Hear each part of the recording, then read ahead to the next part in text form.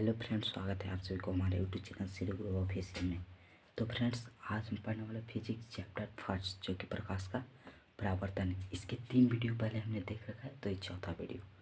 तो फ्रेंड्स, हमने समतल दर्पण के विशेषताएं तक पढ़ लिया था। अब हम पढ़ने वाले हैं आज गोलीय दर्पण। तो फ्रेंड्स, वीडियो को स्टार्ट करने से पहले वीडियो को लाइक कर दें, चैनल को सब्सक्राइब कर दें और बेल आइकन को ऑल पे सेट कर लें ताकि कोई भी वीडियो अपलोड करे उसका नोटिफिकेशन आप लोग को मिल सके। तो फ्रेंड्स, वीडियो को स्टार्ट करते हैं। तो हम देखेंगे गोलीय दर्पण। पहला टॉपिक होगा गोलीय दर्पण। तो फ्रेंड्स, गोलीय दर्पण का पहले हम डेफिनेशन बोल देते हैं, जो कि आप लोग लिख लीजिएगा, हम बोल देते हैं। ठीक है, आप लोग लिख लीजिएगा। तो बोलते हैं गोलीय दर्पण खोखले गोले का एक भाग होता है। गोलीय दर्पण खोखले गोले का एक भाग होता है। गोलीय दर्पण खोखले गोले का एक भाग होता है, ठीक है, जिसकी एक सतह रंग दिया जाता है। जिसका एक सतह रंग दिया जाता है उसे गोलीय दर्पण कहते हैं। उसे गोलीय दर्पण कहते हैं, ठीक है। गोलीय दर्पण एक खोखले गोले का भाग होता है जिसका एक सतह रंग दिया जाता है या कलई कर दिया जाता है, उसी को गोलीय दर्पण कहते हैं। तो हम देखेंगे गोलीय दर्पण, ठीक है। गोलीय दर्पण के प्रकार, गोलीय दर्पण कितने प्रकार के होते हैं? गोलीय दर्पण कितने प्रकार के होते हैं, ठीक है। तो हम देखेंगे गोलीय दर्पण। एक गोला है, बस इसको दो बराबर भागों में काट, ठीक है फ्रेंड्स। तो क्या हुआ, एक इधर से ऐसा हो गया और एक इधर से ऐसा हो गया, ठीक है। तो इसका इधर कलई कर देते हैं,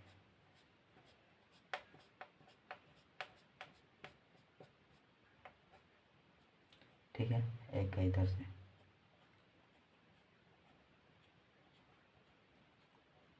तो हम ये देखेंगे गोलीय दर्पण कितने प्रकार के होते हैं? 2 प्रकार के। 2 हो गया ना, एक ये और एक ये। तो फ्रेंड्स, उम्मीद करते हैं कि आप लोग को समझ में आ रहा होगा। तो अब हम ये देखेंगे कि गोलीय दर्पण 2 प्रकार के होते हैं। कौन कौन होते हैं? एक उत्तल और एक अवतल। तो ये है उत्तल दर्पण। क्या है ये? उत्तल दर्पण, ठीक है। और ये अवतल दर्पण। अवतल दर्पण। तो गोलीय दर्पण कितने प्रकार के? 2 प्रकार, उत्तल अवतल, ठीक है। तो अब हम ये देखेंगे कि ये क्या है। ये परावर्तक सतह, इधर जो चिकना दिख रहा है ना, ये परावर्तक सतह, परावर्तक सतह, ठीक है। परावर्तक सतह, और जो कांटेदार दिख रहा है ये रजतित किया हुआ सतह, रंगा हुआ सतह या इसे कलई किया हुआ सतह कहते हैं। तो हम लिखते हैं रजतित सतह, रजतित सतह, ठीक है। तो फ्रेंड्स, उम्मीद करते हैं कि आप लोग को इतना तक समझ में आ रहा होगा। तो अब हम इसके आगे बढ़ते हैं।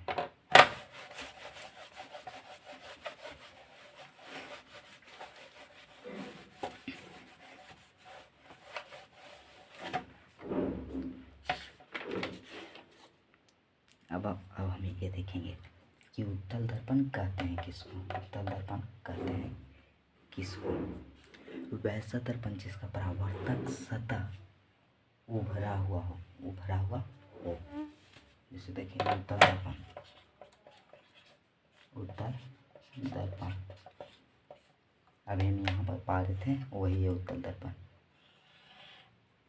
ठीक है।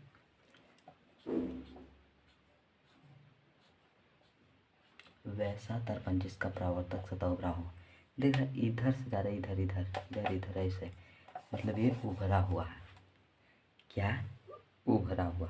वैसा दर्पण जिसका परावर्तक सतह उभरा हुआ हो उसी को उत्तल दर्पण कहते हैं। तो फ्रेंड्स उम्मीद करता हूँ कि आप लोग डेफिनेशन लिख लिए होंगे, तो वीडियो को रोक कर डेफिनेशन को लिख लीजिएगा। तो अब हम देखेंगे अवतल दर्पण। अवतल दर्पण, ठीक है। तो अवतल दर्पण देखेंगे। अवतल दर्पण यहाँ पे पा रहे थे, उसमें गोलीय दर्पण को बता रहे थे। तो ऐसा वैसा गोलीय दर्पण जिसका परावर्तक सतह धंसा हुआ हो, ठीक है,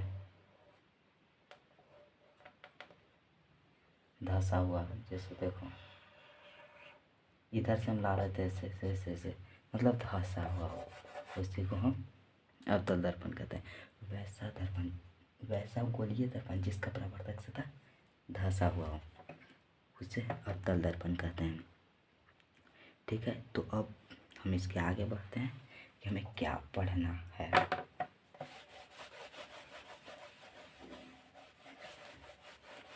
अपने पॉइंट पे आते हैं।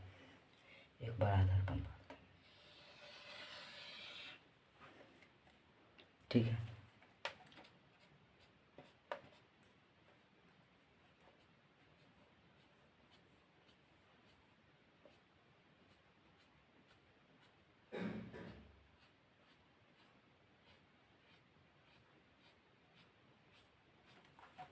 तो फ्रेंड्स हम ये उम्मीद करते हैं कि आप लोग जान गए होंगे कौन सा दर्पण है।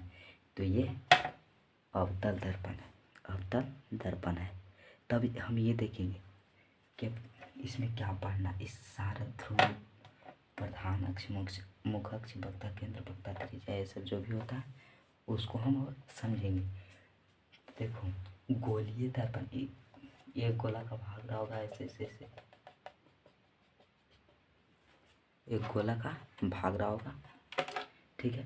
तो गोलीय दर्पण के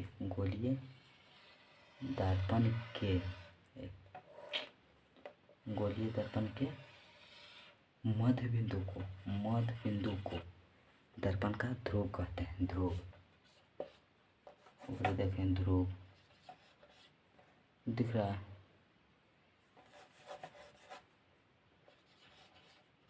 यहाँ ध्रुव फर्स्ट, इसको पोल कहते हैं। पोल इसे पी द्वारा सूचित किया जाता है।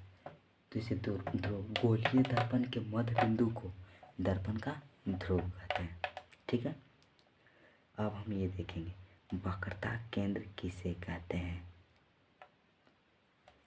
ठीक है। वक्रता केंद्र किसे कहते हैं।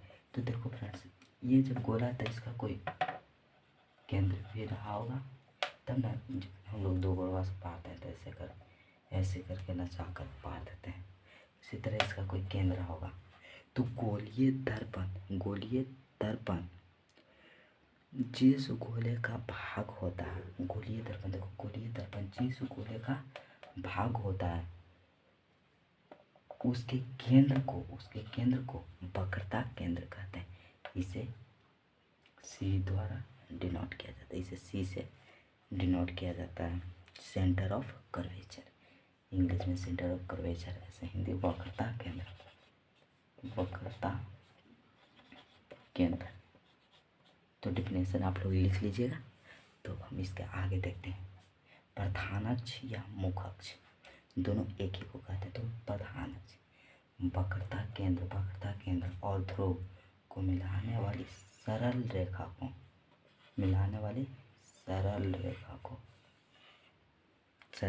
को प्रधान अक्ष कहते हैं या मुख्य अक्ष कहते हैं। लिखेंगे मुख्य अक्ष। कोई बच्चा कहता है कि वक्रता केंद्र और ध्रुव को मिलाने वाली रेखा को मुख्य अक्ष कहते हैं, गलत कहता है। गलत, 100% गलत बोलता है। क्योंकि अगर ये भी एक रेखा है, मिला तो रहा है ना ध्रुव और वक्रता केंद्र को, तो क्या प्रधान अक्ष होगा? नहीं होगा। सरल रेखा, एक सीधी लाइन, ये नहीं कि वक्र रेखा ऐसे ऐसे मिला कर गया, ये भी मुख्य अक्ष हुआ, नहीं। तो आप लोग को वो नहीं करना है। बस ये वक्रता केंद्र और ध्रुव को मिलाने वाली सरल रेखा को सरल रेखा को मुख अक्ष कहते हैं। तो फ्रेंड्स उम्मीद करते हैं कि आप लोग को ये समझ में आ रहा होगा और ये आप डेफिनेशन लिख सकते हैं। तो फ्रेंड्स हम आगे बढ़ते हैं। क्या क्या पढ़ना है? फोकस पढ़ना है कि मुख अक्ष के समांतर, देखिए मुख अक्ष है, मुख अक्ष के समांतर आते प्रकाश के किरण, आते प्रकाश के किरण दर्पण से परावर्तन के बाद मुख अक्ष को जिस बिंदु पर कट करती है, मुख अक्ष जिस बिंदु पर कट करती है उसी को हम फोकस कहते हैं। उसे एफ द्वारा डिनोट करते हैं। यहाँ लिखेंगे फोकस। ठीक है कि मुख अक्ष के समांतर आते प्रकाश की किरण दर्पण से परावर्तन के बाद मुख अक्ष को जिस बिंदु पर कट करते हैं उसी को हम फोकस कहते हैं। ठीक है, अब हम आगे देखेंगे। ठीक है ना, इसे द्वारा सूचित किया जाता है। अब हम क्या करें? वक्रता त्रिज्या। तो हम ये देखेंगे वक्रता केंद्र और ध्रुव के बीच की दूरी को, वक्रता केंद्र और ध्रुव के बीच की दूरी को वक्रता त्रिज्या कहते हैं। इसे आहार द्वारा सूचित करते हैं। तो यहाँ लिखेंगे वक्रता त्रिज्या।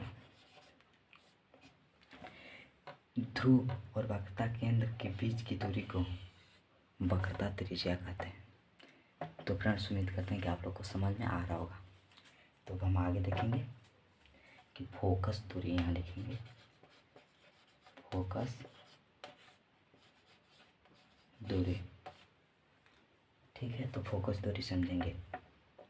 फोकस और ध्रुव के बीच की दूरी को फोकस दूरी कहते हैं।